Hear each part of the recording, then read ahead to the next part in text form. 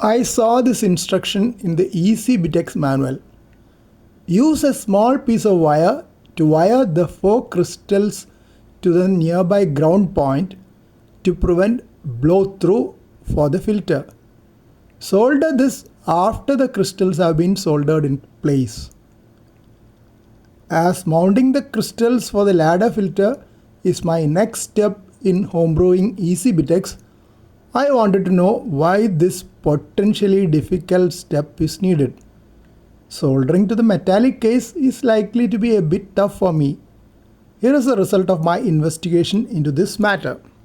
Connecting the metal cans, that is the cases, of the crystal resonators directly to a common ground point on the PCB is to eliminate unwanted stray capacitive coupling. I located a solder pad on the ECBTEX PCB near the crystals labeled as ground. This practice enhances the performance of a crystal filter by ensuring that only the desired signal frequencies pass through, preventing signal leakage.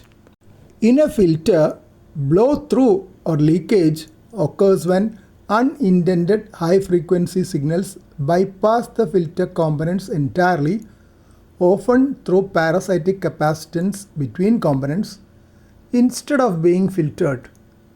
If crystals are not grounded, their metal cases can act as small capacitors that allow signals in the stop band, that is unwanted signals, to leak through at higher undesirable levels. A blow-through results in reduced stop band attenuation, meaning the filter doesn't effectively block unwanted frequencies. Connecting the crystal case to ground creates a shield that interrupts the capacitance between input and output.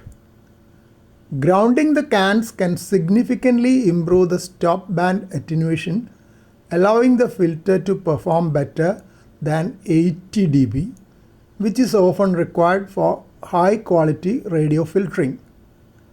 It can also reduce mechanical stress and vibration that might otherwise affect the stability of crystals. I also read that for improving mechanical stability, the crystals may even be directly soldered to the PCB base, that is, connecting the PCB base ground directly to the metal cases of the crystals.